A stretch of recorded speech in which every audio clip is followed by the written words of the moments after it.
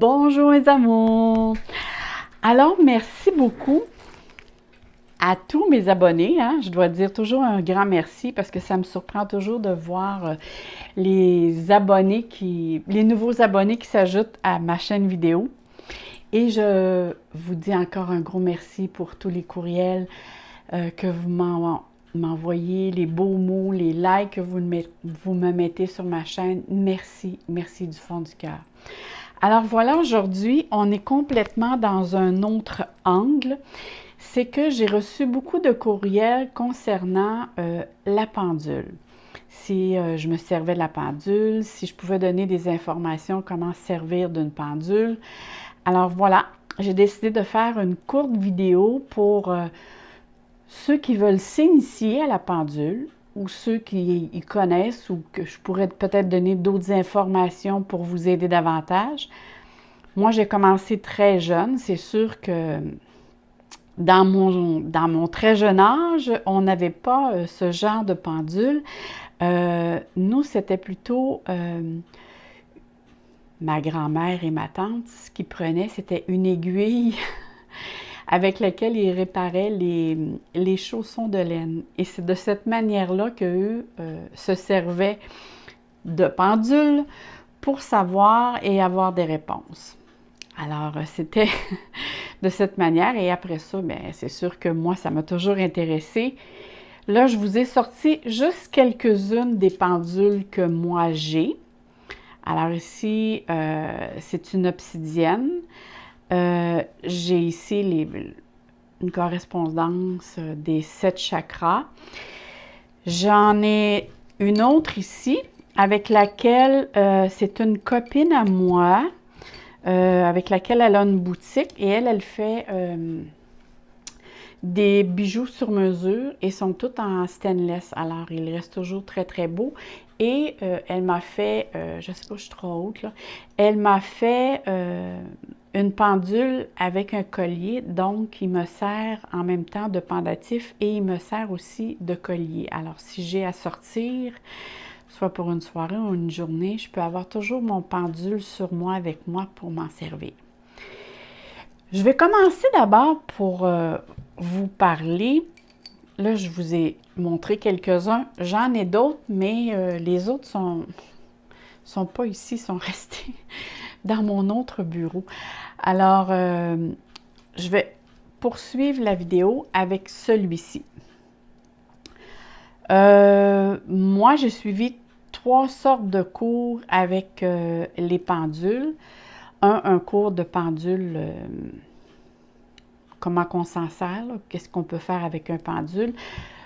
L'autre, moi, j'ai beaucoup appris avec les baguettes et avec laquelle on a suivi la géobiologie tellurique et la géobiologie paranormale. Alors, ces baguettes-là ont été pour moi et sont pour moi toujours très, très utiles, avec laquelle je vais me servir et aussi quand je vais donner des soins, que ce soit le Reiki, le Tianchi, je vais me servir de ces baguettes pour essayer de trouver parfois des points précis que je me pose des questions. Je vais aller valider avec ceci parce que je vais travailler au niveau de différents corps parce qu'on est tous composés de 7 corps énergétiques pour savoir s'ils sont débalancés ou pas et on peut le faire aussi avec soit avec le pendule. Vous pouvez vous servir aussi, il y en a qui prennent l'antenne de l'échelle.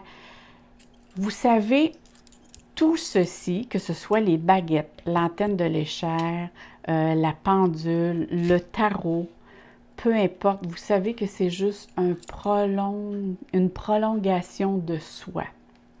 Je vais vous expliquer. Je vais mettre mes baguettes de côté.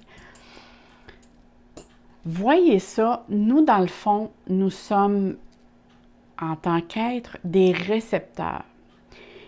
Et ce que fait la pendule, ou ce que fait les baguettes, ce n'est que des émetteurs qui vont nous aider à capter, si vous voulez plus fort, les énergies que ce soit les ondes ou les fréquences, c'est eux qui vont nous aider à capter davantage la fréquence. Mais dans le fond, c'est nous qui captons et eux vont nous aider à renforcer cette force-là. Voyez ça comme votre cellulaire. Quand vous avez un cellulaire, vous avez votre cellulaire en main, vous en allez à des endroits, puis on voit que par les ondes, qu'à des endroits, les ondes rentrent moins bien. C'est la même chose avec les pendules. C'est qu'ils nous aident à capter encore plus fort le taux vibratoire ou les fréquences ou les ondes. C'est vraiment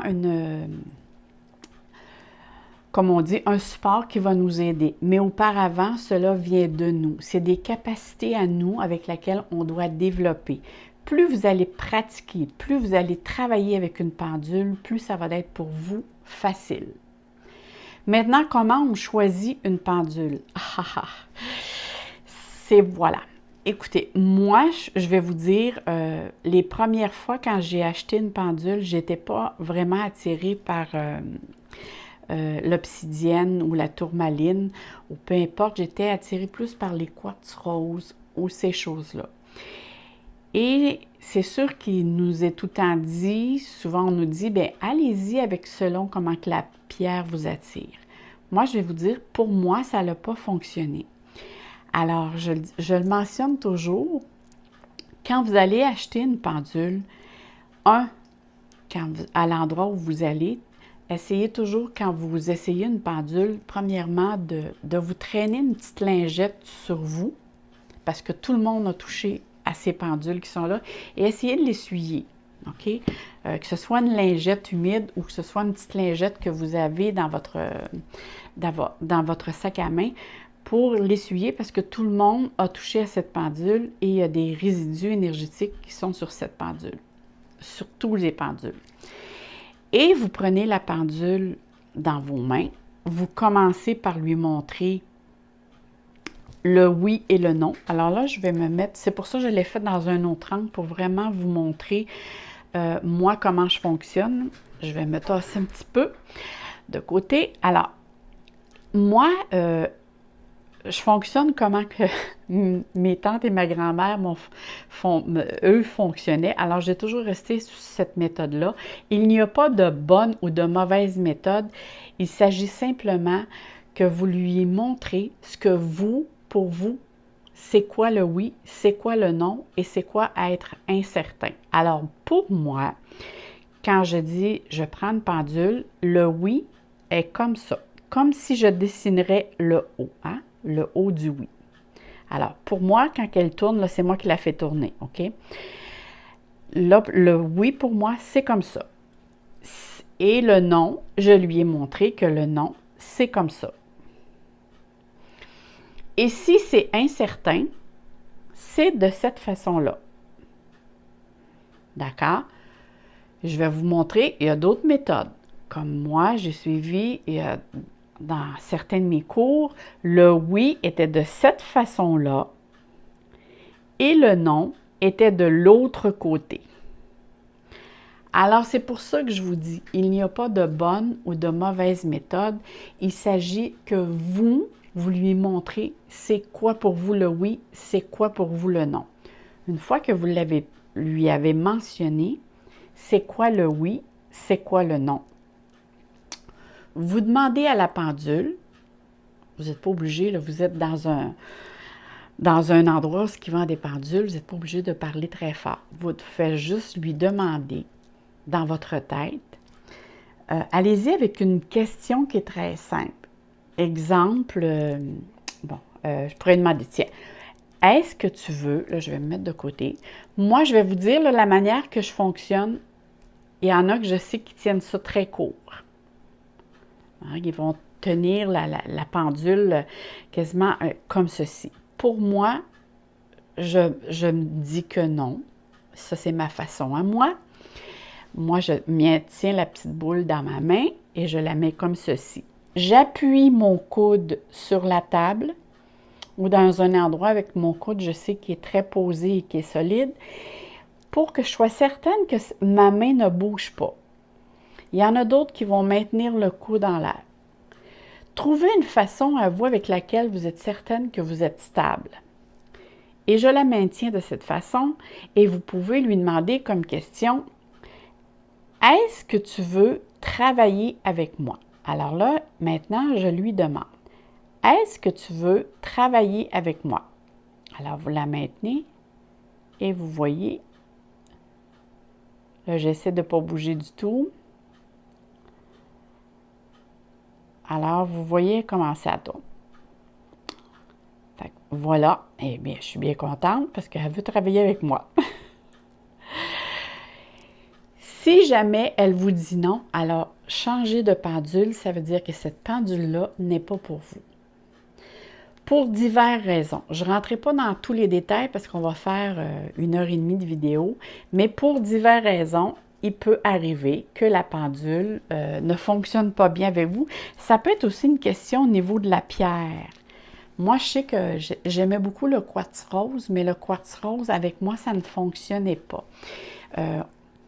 En cours, là, je vais vous expliquer, c'est qu'on a un taux vibratoire qu'on peut mesurer même avec la pendule. Je vais vous le montrer tantôt. Et pour moi, on me dit que probablement que mon taux vibratoire était haut, sa fréquence était forte et j'étais mieux prendre des pierres qui ont une fréquence de vibration assez forte pour qu'on soit justement sur les mêmes ondes. Alors, c'est pour cette raison qu'on m'a dit, mais de toute façon, c'est de cette façon-là, vous devez demander vraiment à la pendule si elle veut travailler avec vous ou sinon, ça peut être une autre question. Je ne sais pas, on m'a voulu poser est-ce que mon nom est Marie-Claude? Alors, vous voyez, elle répond non. Exactement, parce que mon nom, c'est pas Marie-Claude. Mais mettons que mon nom aurait été Marie-Claude et elle m'aurait dit oui. Ça veut dire que la pendule ne vous dit pas la vérité. Alors, vous voyez, ça veut dire que simplement que la pendule n'est pas fait pour vous. Changez. Et c'est comme ça que moi, je vous conseille de choisir une pendule. Vous pouvez y aller sur un élan du cœur, un coup de cœur, mais après ça, validez avec elle si elle vous dit bien la vérité, parce que ça, c'est bien important, parce que c'est elle qui va vous guider pour savoir, justement, pour confirmer des choses que vous voulez savoir. Après ça, ce qui est bon, une fois que vous allez l'avoir avec vous, votre pendule, il va être bien aussi, durant en tout cas le premier mois, de la traîner avec vous, hein, de l'avoir sur vous dans une petite pochette que vous pouvez la mettre à l'intérieur et vous la traînez sur vous pour qu'elle capte vos énergies, qu'elle capte vraiment vos énergies. Quand vous avez terminé à chaque fois vous allez vous en servir, quand vous allez terminer de vous en servir, la manière le mieux de la nettoyer, alors il y a plusieurs possibilités. Vous pouvez la nettoyer simplement avec de la sauge. Ça peut être de la sauge. Moi ici, c'est la même chose en bâton. C'est de la sauge blanche. Moi, je l'ai en liquide. Ça peut être un bâtonnet de sauge. Ça peut être, tout ce qui est pierre noire, ça ne va pas au soleil. Ça va... vous pouvez la mettre la nuit à la lune, à la pleine lune. Tout ce qui est... la même chose pour la métisse. La métisse ne va pas au soleil. Elle pourrait changer de couleur. Ça pourrait l'abîmer. Par contre, tout ce qui est comme la citrine, ça va très, très bien au soleil. Et les autres pierres claires, ça va bien au soleil. La laver à l'eau, je ne la conseille pas, ni la mettre dans le sel, vous pourriez l'abîmer. Peu importe les pierres, là, moi, ce que je vous conseille, si vous voulez le mettre dans le sel, de prendre la petite pochette. Bon, moi, j'en ai différentes sortes de pochettes, là. J'en ai. Bon, ça peut être une petite pochette. J'aime bien la blanche quand je les mets dans le sel. Vous pouvez prendre la pochette mettre... je la mets à l'intérieur et je la mets dans le sel. Mais moi, je ne suis pas très sel. Je vais vous dire très franchement, là, c'est soit quand j'ai terminé, je la mets dans une coquille Saint-Jacques. Ça, d'ailleurs, j'en ai toujours une sur mon bureau dans une coquille Saint-Jacques. Ou sinon, vous pouvez, ça c'est la façon que j'aime le mieux, une fois par mois, je la mets dans un de mes bols, parce que j'en ai plusieurs, dans un de mes bols tibétains, et je la fais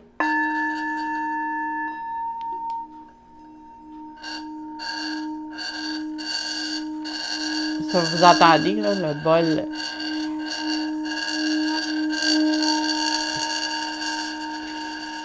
C'est vraiment le bol qui fait vibrer la pendule. Alors, ce bol-là répond très bien. Alors ça nettoie très bien. Ça en est un moyen. Faire chanter un bol tibétain. Et, mon Dieu, j'ai-tu oublié que je sais qu'il y en a plusieurs. Alors, la sauge, je l'ai dit, la coquille sèche. Ah oui, il y a la fleur de vie. Vous pouvez aussi la mettre sur une fleur de vie. La meilleure, là, combien de temps? Moi, je vous dirais, vous la mettez là, vous la déposez là, mettons, le soir au coucher, puis le lendemain matin, elle est prête. Sinon, ben, à chaque fois que vous terminez, vous pouvez la mettre dessus. Ça n'est un autre moyen. Maintenant, quand vous posez des questions à une pendule, il faut que vous soyez clair et précis. Et jamais mentionner dans votre question ne pas, tu sais, ne pas avoir, ne pas faire. C'est toujours poser des questions avec un minimum d'éléments, mais avec une question très claire. Je ne sais pas moi, est-ce que ce produit, exemple, vous pouvez avec ça valider si vous prenez des vitamines. Ou peu importe, vous voulez prendre un produit, vous voulez savoir si c'est bon pour vous. Bien, vous mettez le produit et vous demandez, est-ce que ce produit-là est bon pour moi? La pendule va vous répondre. Vous pouvez aussi, quand vous vous servez d'une pendule, il faut être dans un état de bien-être. Hein? On ne se sert pas dans une pendule quand on est dans une journée avec laquelle on n'est pas bien émotionnellement ou psychologiquement. Parce que là, vous pouvez avoir une influence dessus. Et si jamais vous avez quelque chose à lui demander et que ce quelque chose en question, c'est très important et que vous avez une incertitude d'avoir eu une influence sur votre réponse. Ce que moi je fais, c'est que je pose la question. Moi, je fonctionne toujours de la main gauche, de la main droite parce que je suis droitière.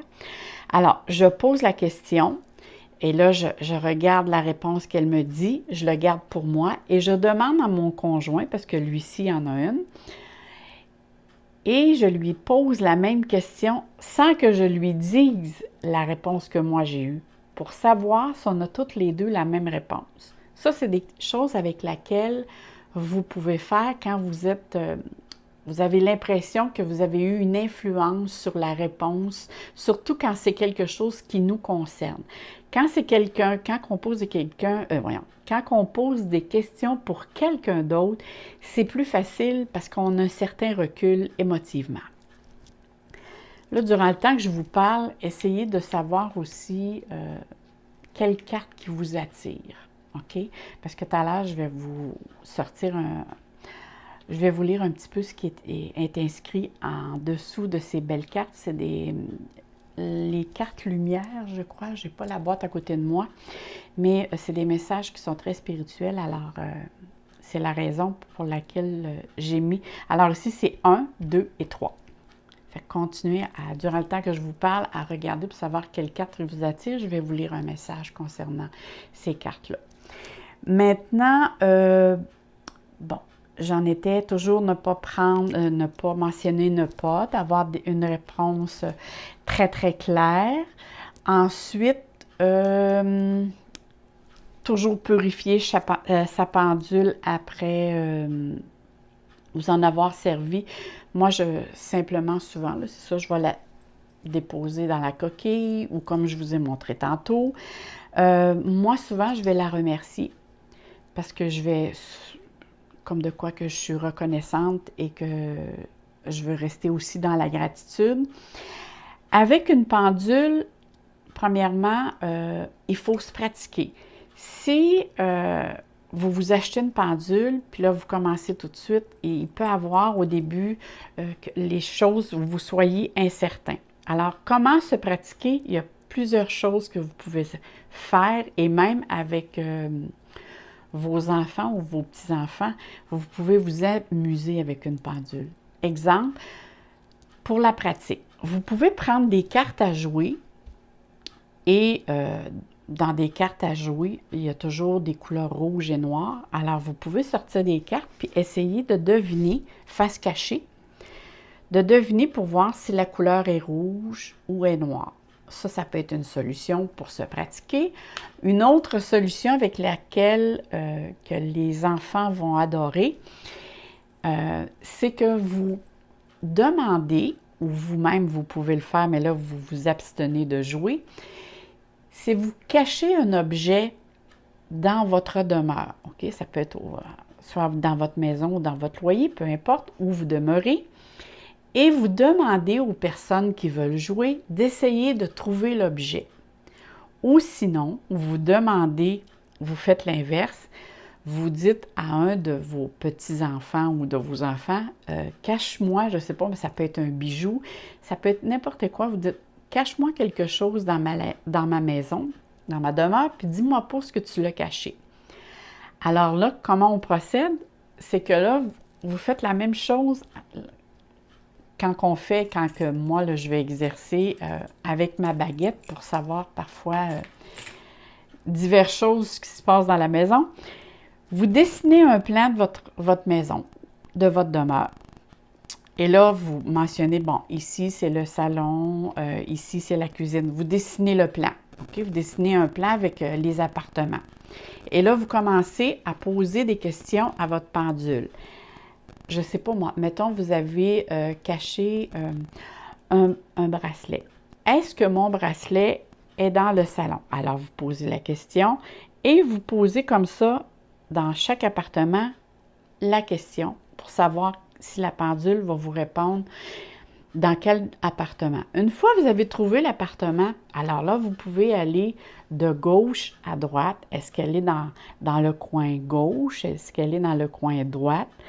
Et c'est de cette manière, après d'avoir fait ceci, si jamais vous perdez quelque chose pour de vrai, vous allez avoir une facilité par après à trouver les choses. Moi, je vous le dis, je suis un peu lunatique et ça m'arrive quelquefois de perdre des choses et c'est de cette façon que je retrouve soit parfois des papiers ou des objets que j'ai malencontreusement serré à un endroit que je me disais, je vais le serrer très bien, mais il était trop bien serré justement que je me souvenais plus où je l'avais serré. Alors, c'est de cette façon-là que vous pouvez, moi j'appelle ça, développer vos capacités tout en étant dans le plaisir.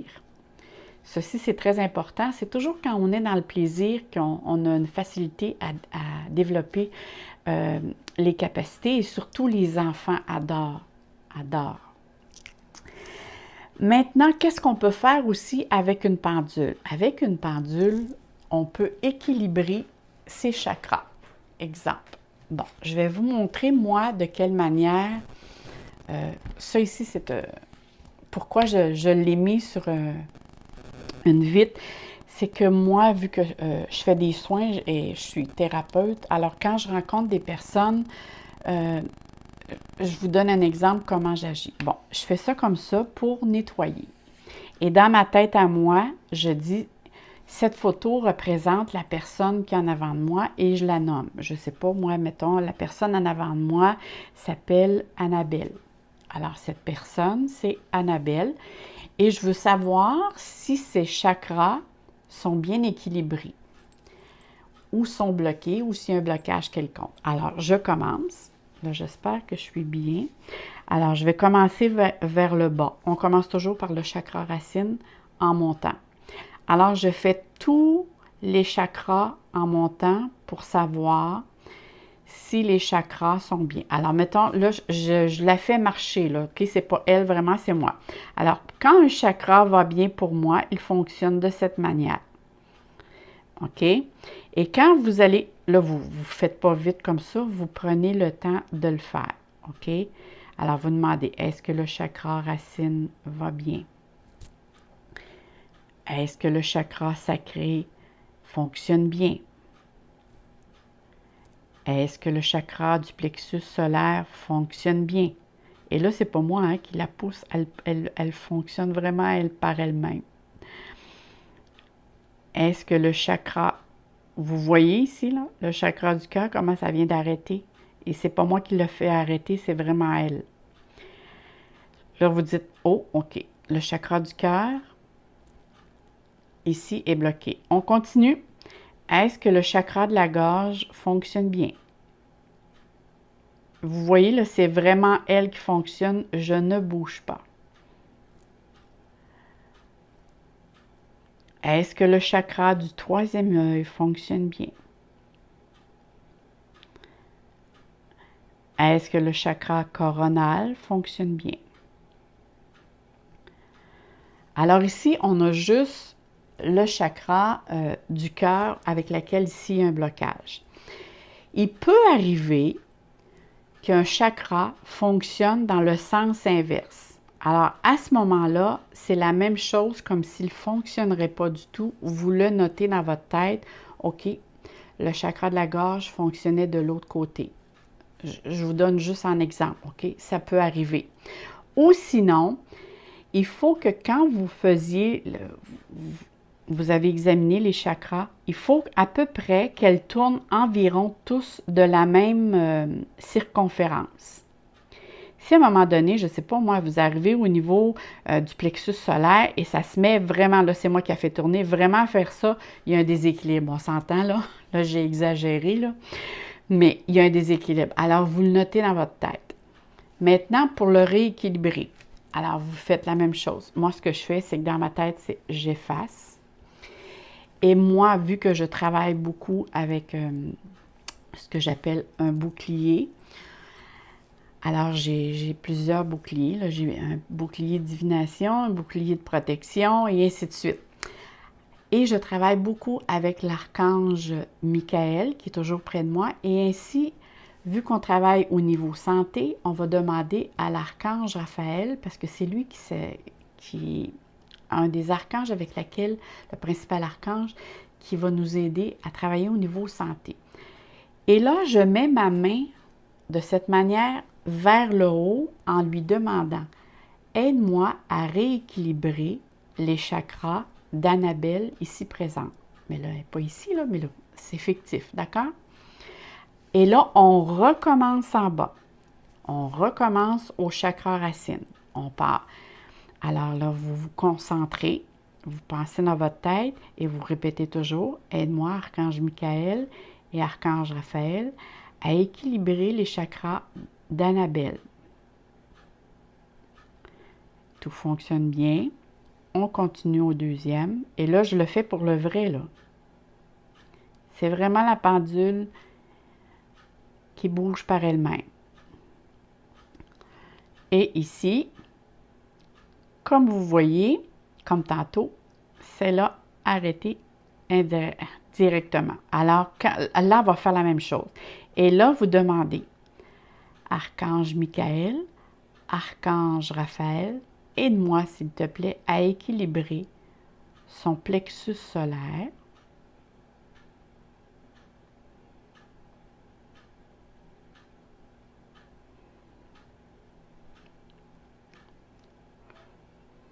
Là, ça se peut que tantôt, c'est très son chakra du cœur, mais vu qu'on le fait à l'envers, on peut l'avoir déséquilibré. Alors ici, ça recommence. OK. On continue. Et vous voyez, ça fait un stop radical. Et même là, parfois, j'ai l'impression comme si la pendule pèserait vraiment comme une pierre très pesante, tellement qu'elle ne veut pas, là. Et là, vous redemandez, Archange Michael, Archange Raphaël, veux-tu m'aider à rééquilibrer le chakra du cœur à Annabelle? Ça, vous n'êtes pas obligé de le dire très fort. Moi, je le dis quand la personne est présente, parce qu'elle est présente avec moi pour la faire fonctionner. Et vous continuez à faire le chakra de la gorge. Là, je ne le ferai pas tout parce que je ne veux pas que la vidéo dure 1h30. Vous faites ceci et après, bien, vous dites merci et vous continuez. Une fois que ceci est fait, bon, moi, de temps à autre, je vais aller vérifier pour voir. Il y en a beaucoup, là, des échelles Bovis ou des planchettes comme ça que vous allez trouver sur Internet. Je suis sûre que vous allez être capable de les trouver. Alors ici, vous allez voir, vous avez un pourcentage. Mettons que nous, on savait, en premier, c'était vraiment le chakra du cœur qui était bloqué. On a vu qu'il y avait le chakra de plexus solaire, mais c'est parce que tantôt, je l'ai fait virer à l'envers, fait que j'ai probablement déséquilibré, mais là, on l'a rééquilibré. Alors ici, vous pouvez lui poser la question en pourcentage. Comment en pourcentage il fonctionne? Parce qu'il se peut, vous savez que les chakras, c'est très, très facile à déséquilibrer. Un chakra peut se déséquilibrer si vous êtes quelqu'un qui est très sensible, si vous êtes quelqu'un qui est aussi qui est soupe au lait, parce que tout ce qui peut être contrainte ou émotif peut déséquilibrer un chakra. Alors, c'est pour ça que c'est très... quand on est capable de devenir autonome, on est capable de voir soi-même comment fonctionne notre chakra, alors on peut se l'équilibrer soi-même. Alors là, je vous ai montré comment le faire. Et vous avez aussi des échelles Bovis qu'on appelle pour savoir comment vous, énergétiquement, vous êtes. Hein? Ici, vous avez de 0 à 18 000 et sinon, vous en avez un plus grand aussi, de 0 à 90 000. Pourquoi qu'ils en ont fait deux? C'est simplement que, exemple, moi, si je fais une méditation, souvent, je vais dépasser, je vais m'en venir plus dans les 60, des fois 60, 70, 75. Ça va dépendre la durée de la méditation que je vais faire. Je m'en vais beaucoup par ici. Sinon, habituellement, on se trouve... moi, je vous dirais, si vous vous trouvez ici, là, entre 11 et 13 000, c'est pas mal très bon. Si vous êtes ici, c'est à surveiller. Voyez ça comme des lumières, les lumières qu'on a sur la route. Hein? Le rouge, c'est pas, on arrête, c'est pas, hein? Ça veut dire que non, c'est pas correct. Le jaune, on fait attention et le vert, tout est beau. Alors, c'est la même chose ici avec l'échelle de Bovis. Vous pouvez vérifier par vous-même. Ce que vous faites, c'est que vous mettez toujours votre pendule au centre ici. Alors, vous demandez comment moi je vibre aujourd'hui. Et là, je vais le faire vraiment là. Alors là, ça se peut. Vous voyez, elle tourne. Fait que là, présentement, elle est après chercher. Elle cherche mon tour vibratoire.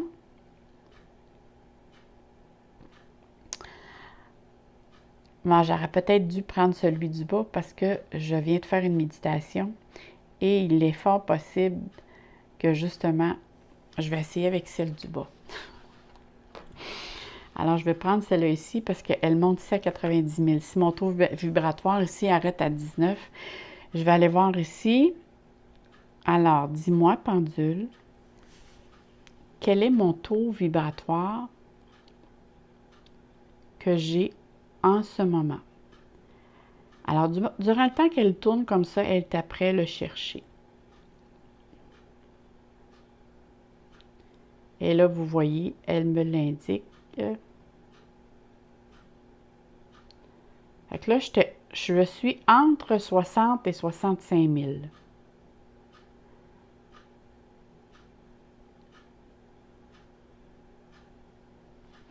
Fait que là, voyez-vous, je viens de sortir d'une méditation. Fait que là, c'est sûr, c'est pour ça qu'ici, tantôt, elle vacillait, elle cherchait, elle ne devait pas le trouver. Parce qu'ici, ça arrête à 18 000 et ici, ça arrête à 90 000. Alors, c'est pour ça qu'il y a les échelles bovis, qu'il y a différents taux vibratoires. Mais habituellement, quand vous êtes dans le quotidien, vous travaillez, il faut vous situer dans tout ce qui est vert ici. Si vous êtes dans le jaune, c'est que vous êtes en baisse au niveau énergétique, vous avez besoin de repos, d'une pause ou vous êtes plus fatigué. Si vous êtes dans le rouge, posez-vous des questions. Alors, c'est des choses avec lesquelles on peut faire avec les pendules. Qu'est-ce qu'on peut faire aussi avec la pendule? Bon, je vais vous montrer un autre ici avec laquelle moi je travaille. J'ai celle-là. Ah, je vais prendre l'autre, elle a un petit plastique dessus. Bon, ça en est une ici avec laquelle, quand on va faire, quand je travaille en géobiologie paranormale pour savoir si souvent les personnes vont m'appeler pour me dire qu'ils ont des problèmes dans leur demeure ou même il y a des personnes parfois qui ont des entités collées après eux ou ils se font déranger par des entités ou parfois c'est des personnes qui sont soit autisme ou ça peut être aussi des personnes qui sont Alzheimer ou qui ont des déficiences cognitives. Il peut s'avérer quand les personnes qui sont malades ou qui ont des déficiences cognitives, il y a des esprits qui ont plus une facilité de se coller à eux parce qu'ils n'ont pas assez de volonté pour dire à ces entités-là, non, je ne veux pas. Parce que vous savez, on est tous propriété de notre corps. S'il y a une entité qui s'est collée à nous, c'est qu'à un moment donné, ça peut arriver, soit qu'on ait été très malade ou fatigué, une dépression, exemple, ou ces choses-là, et une entité peut se coller à nous et on peut avoir des problèmes. Alors, on peut avoir des échelles comme ça, pas des échelles, mais des petites planchettes pour nous aider à savoir, qu'est-ce qui se passe? C'est-tu un égrégore? On a-tu un sortilège, un mauvais sort? Bon, c'est tout, ça, je vous en montre, mais écoutez, moi, c'est sûr que ça fait des années, je veux pas tout, ça, c'est toutes mes planchettes avec lesquelles je travaille. Fait que c'est pour vous dire que il y en a 1001 sortes de planchettes avec lesquelles vous pouvez travailler qui pourraient vous donner plusieurs réponses. Maintenant, est-ce que j'ai fait le tour de tout ce que je voulais vous montrer? Ah oui, je voulais vous montrer. Je voulais vous montrer Saint-Benoît. Quand nous, on travaille en géobiologie, pas tellurique parce qu'on n'a pas besoin, mais quand on travaille en géobiologie paranormale, on travaille avec Saint-Benoît. Saint-Benoît, c'est le patron, justement, de tout ce qui est la géobiologie paranormale, ou si vous travaillez, justement, pour aider aux personnes à se défaire des entités ou autres. Surtout aussi si ça concerne l'ombre. Pourquoi Saint-Benoît? Saint-Benoît, si vous lisez un petit peu sur lui, là, je ne rentrerai pas dans les détails, Saint-Benoît, à plusieurs reprises, on a essayé de le tuer.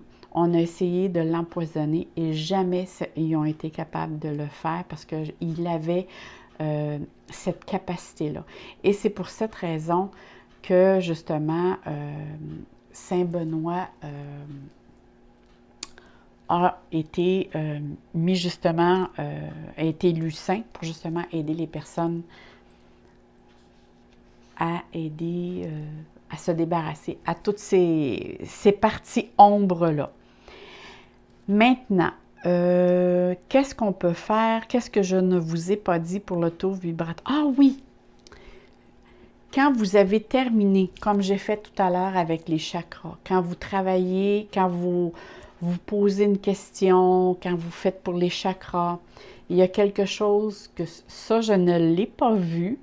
En tout cas, à venir à date, à chaque fois que je le mentionne à des personnes, ils ne le savent pas. Vous savez, ici, on a des chakras secondaires. Ici, juste au poignet. On a une ici, puis on a une ici, de chaque côté du poignet. On appelle ça des chakras secondaires.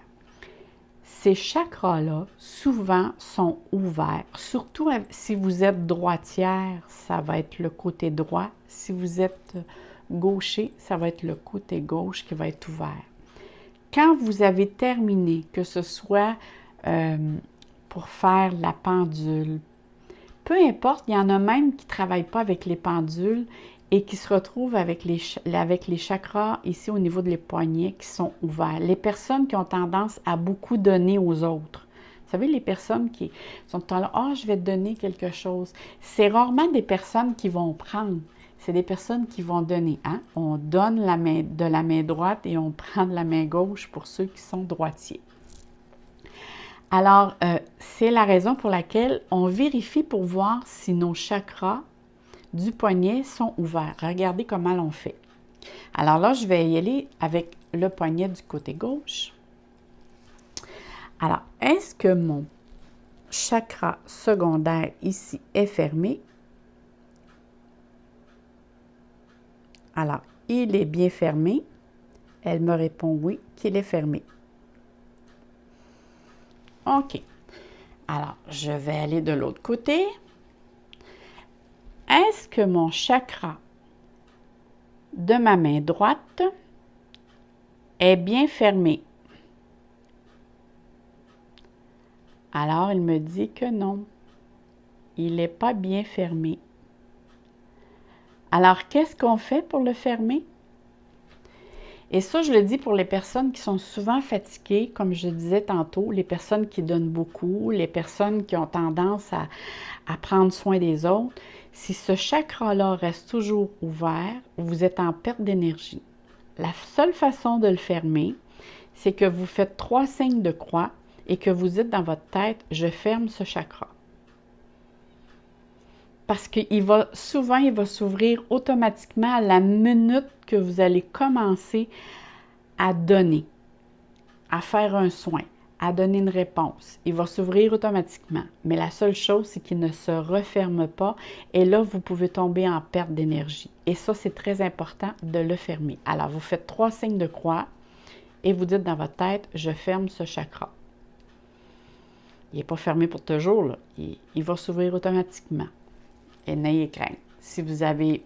Alors, c'est peut-être à faire souvent ceux-là qui ont tendance à être souvent fatigués. Ça peut être une place avec laquelle... Alors, vous vérifiez. Ça, c'est des chakras. C'est ici, hein? Quand vous travaillez... Moi, je travaille dans le domaine du magnétisme. Alors, dans le domaine Maître Reiki et Tianchi, c'est sûr qu'on travaille avec l'énergie, nous vient ici. Passe ici par les mains, on le ressent très, très fort. Alors, c'est sûr que ça passe ici, ça ressort ici. Alors, ça, c'est très important de fermer ici son petit chakra secondaire au niveau du poignet. On en a d'autres ailleurs, mais ici, celui-là, c'est très important qu'il soit fermé. Maintenant, qu'est-ce que je vais faire avec les cartes? Vous pouvez poser, mettons, vous avez décidé de vous tirer 3 cartes, puis vous voulez savoir quelle carte qui a vraiment un message pour vous. Alors, vous pouvez le demander à votre pendule. Alors, vous vous mettez vis-à-vis de la carte et vous dites, est-ce que cette carte est pour moi? Est-ce que cette carte est pour moi ou est-ce que cette carte, elle a un message pour moi?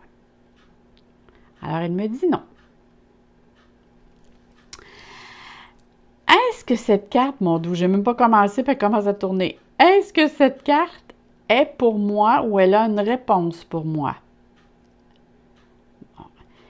Voyez-vous, déjà la pendule, avant que je commence à le dire verbalement, avait commencé déjà à me répondre oui, parce que c'est comme si elle savait déjà.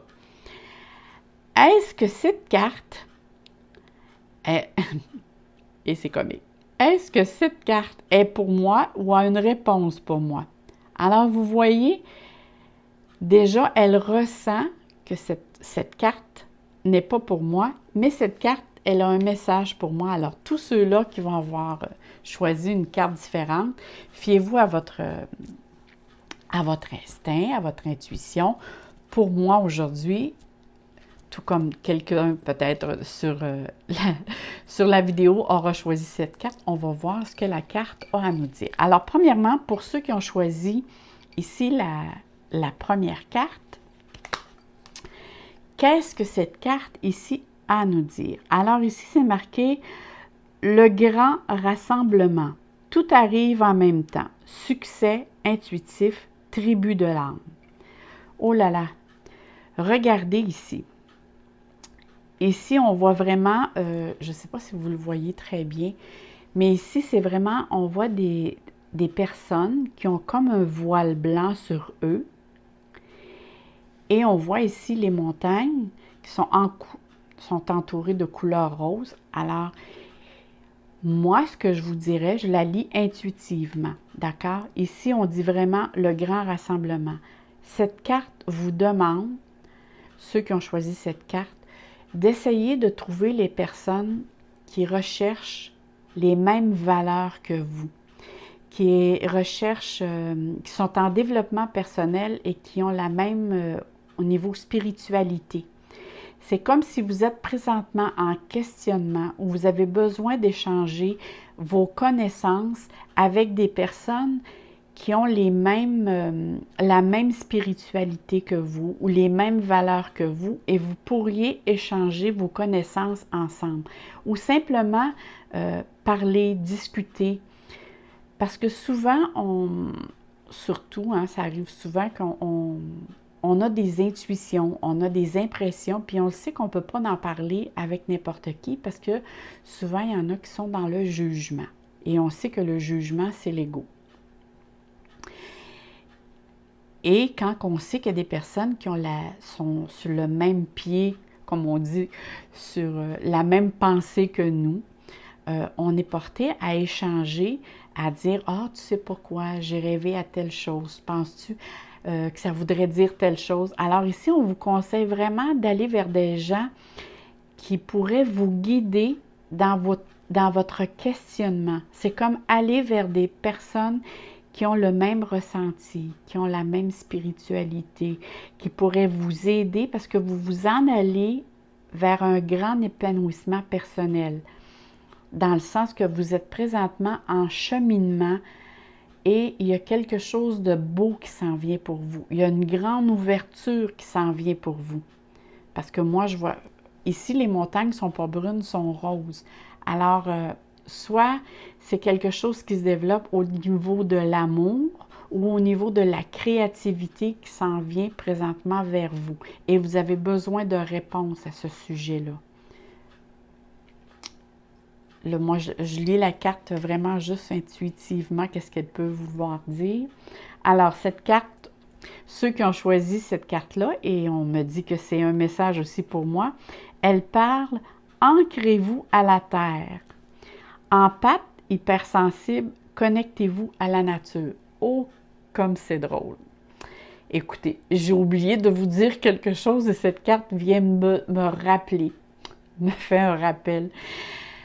Quand vous vous servez de votre pendule, il est très important de vous enraciner et quand vous êtes assise sur la chaise, d'avoir les deux pieds par terre, de ne pas avoir les jambes croisées ou les pieds croisés. Il faut être très bien enraciné. Et voyez-vous, la carte vient me rappeler que j'avais oublié de vous le mentionner. Comme la vie est bien faite. Alors, vous voyez, cette carte parle de « Ancrez-vous à la terre ». Alors, ceux qui ont choisi cette carte, je dirais que vous avez besoin de vous ancrer à la terre parce que vous êtes des personnes empathes, hypersensibles. Et oui, moi je le suis, je sais que je le suis et je l'assume. Alors, ça veut dire pour les personnes, et connectez-vous à la nature.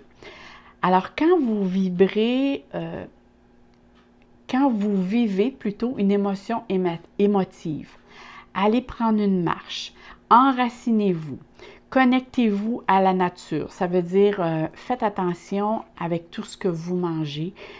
Mangez le plus naturellement possible, si possible bio, ou quelque chose qui est plus proche et non modifié. Hein? Les choses plus faites maison que les choses qu'on achète tout préparé. Allez dans la forêt, faites de la méditation, faites du yoga. La marche aussi, c'est la même chose, hein? Va vous apporter la même... comment je veux dire? C'est que quand vous vous ancrez, ça vous empêche d'être dans l'émotion et que votre créativité déborde d'imagination dans le sens négativement. Hein?